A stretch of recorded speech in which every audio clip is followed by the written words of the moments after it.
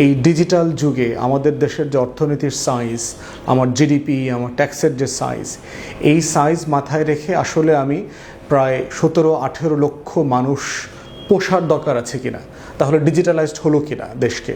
বাংলাদেশে তো হাসিনা বলে গেছে না, ডিজিটাল বাংলাদেশ গড়ে দিয়ে গেছে।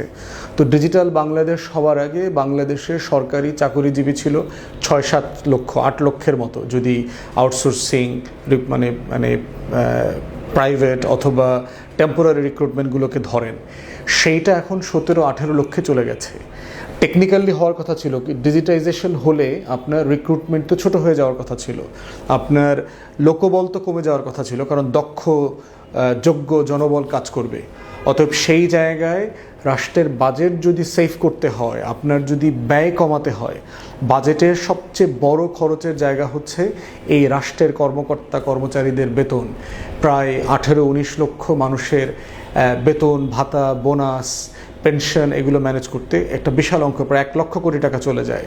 তো সেই খরচ যদি আপনি কমাতে পারেন, ডিজিটাল জায়গা থেকে দক্ষ যোগ্য মানুষদেরকে রিক্রুট করতে হবে, ডিজিটাল হইতে হবে, হাইটেক হইতে হবে, এবং এটার জন্য প্রশাসনিক সংস্কার করা ছাড়া কোনো অপশন নাই।